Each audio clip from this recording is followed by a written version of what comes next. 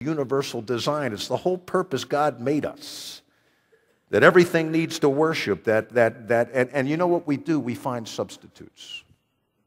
Let me give you an example. You remember the football season? How carried away you all were about the Ravens, and I tried to calm you down. You fell right into my web. We got to worship something bigger than us. The biggest athlete, fastest athlete, most beautiful body, greatest voice. Whitney Houston, one of the greatest voices that ever lived. You know, we just got to worship something higher than us. And so we associate with a winning football team, and we study the stats, and we see and all week long we're studying. Then we turn on the television, it's the altar, and we overflow with emotion.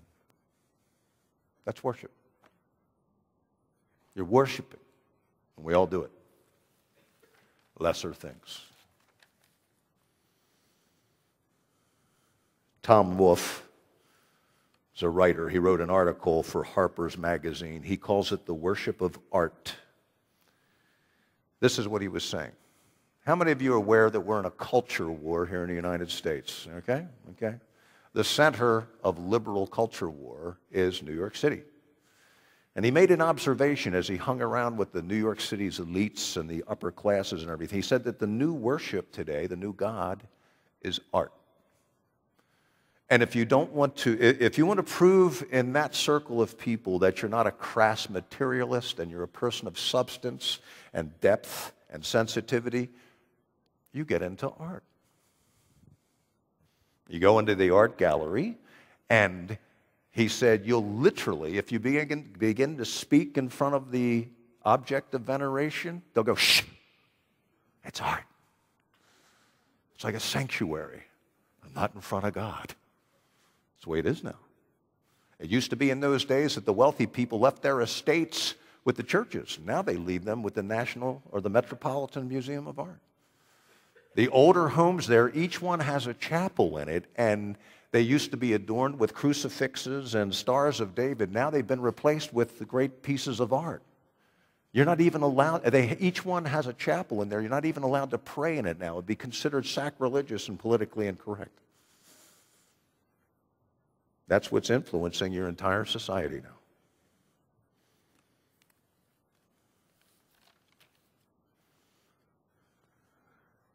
And worship is not just an overflow of emotion.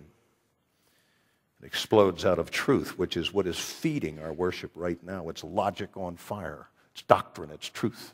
Look at Revelation chapter 5, verse 9. And they sang a new song saying, you are worthy. And remember, worthy, worship is an old English term that means worthship. It means value. You are worthy to take the scroll and to open its seals, for you were slain and you have redeemed us to God by your blood. Out of every tribe and tongue and people and nation, and have been made us kings and priests to our God, and we shall reign on the earth. And then there's millions of angels and creatures and elders and people. Verse 12 saying this with a loud voice, worthy is the Lamb who was slain to receive power and riches and wisdom and strength and honor and glory and honor and blessing. You see what they're doing? They're doing what we're doing here right now. We are preparing to do this forever and ever and ever right now. We are taking what we know to be true about God and letting it affect us to the core. And if it just costs you God $100 to get you, you won't be worshiping. It won't change your heart at all.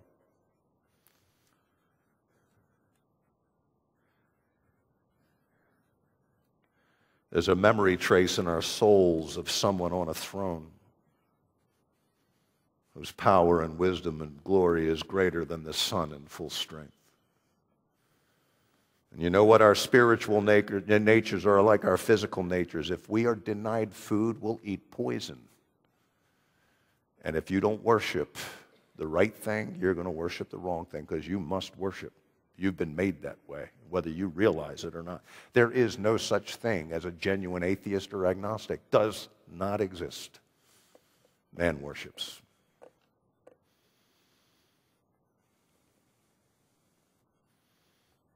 And in heaven, when they sing, you are worthy. You died and you went through hell to gain me. They're letting the infinite value of God affect who they are. And then they cast their crowns before his feet.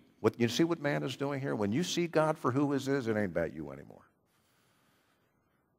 And you take your self-rule and your glory and what you think is so great about you and you throw it at his feet. And you say, I get it now. You're the Alpha and Omega. You're not my accomplice. You're the beginning. You're the end. And you know what? I don't know about you guys, but we all seem to start off using God as a means to an end. How many of you remember way back when you first got saved? One of the reasons I got saved is because I didn't want to go to hell. How about you?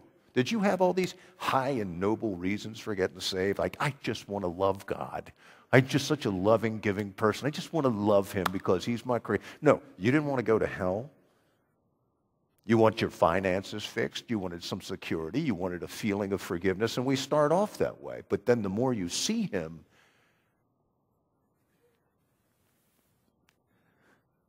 I am low, you are high. This is all about you. You're not my accomplice. You're not a means to an end. I hope we grow in this. I hope we grow in this. Because you've got to know deep down inside of you, there's a throne. And you want to be your own God, and you want to be in charge, and you want to be the most important and accepted person in your little group, whatever that may be. You're all little kings and queens. You're all little divas. So am I.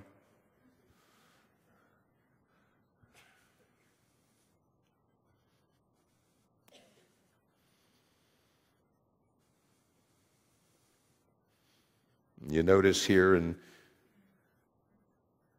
that he says, you've made us kings and priests. Have you noticed when you worship and it's really kicking in? I heard the Alleluia song was pretty cool this morning. I didn't get to it. It had a lot of power to it. Have you noticed that you start to feel as glorious as a king when you really enter into the Word? There's some glory that you get caught up in. And you're like a priest, acceptable and clean and holy before God, just rinsed, part of something so much bigger than who you are, you know. And that's the whole point. We've been designed to have intimacy with the infinite. I was sharing Wednesday night. You know how long a fruit fly lasts? Lasts a day, for the most part, right? And I was saying, who would give a fruit fly to their child for a birthday present? You know? And the next day, your daughter comes up and says, my pet's dead. So what are you going to say? I'm teaching you a little lesson about life, you little punk. You know? Life's a vapor. We're fruit flies. We're fruit flies in the presence of infinite God. And yet he says, you and me forever.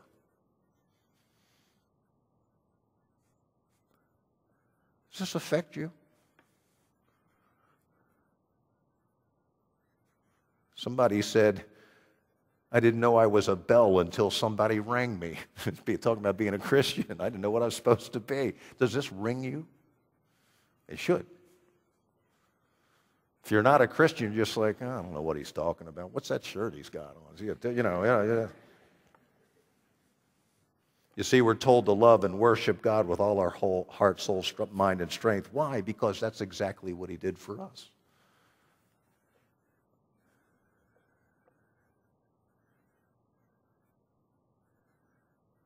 One more reading, 1 Corinthians 13, and this will drive it all home, I hope.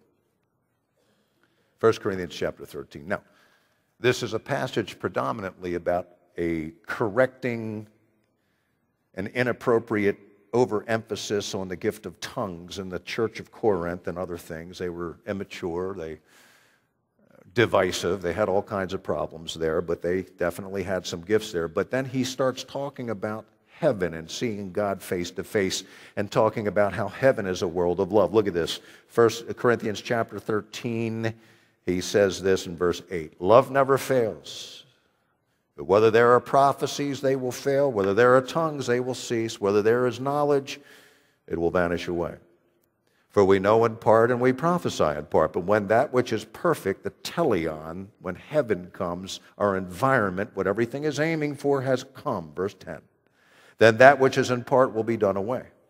When I was a child, I spoke as a child, I understood as a child, I thought as a child, but when I became a man, I put away childish things.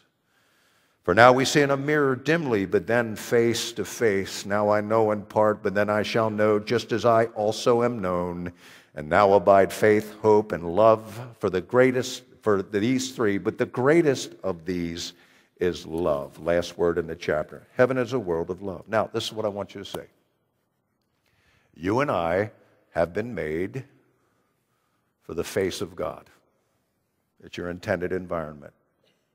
Right now, we're like beached whales. We're dying. This world cannot sustain our passions and our needs. It's kind of like being on Jupiter and you found a little pod that you can coexist in, but it's not what it was meant to be. That which is perfect, the teleon he talks about here, is the presence of God. We're built for this face. We have to have this face or we die. And it's the element, it's the design. And Paul is saying what's waiting for us is the face of God. It's the river for your parched souls. In other words, when Jesus went on the cross, he said, I thirst. He was becoming you, the human soul without God. I thirst. I must have the river of life.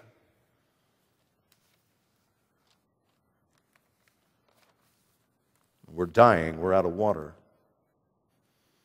We have passions for which this world has no answer.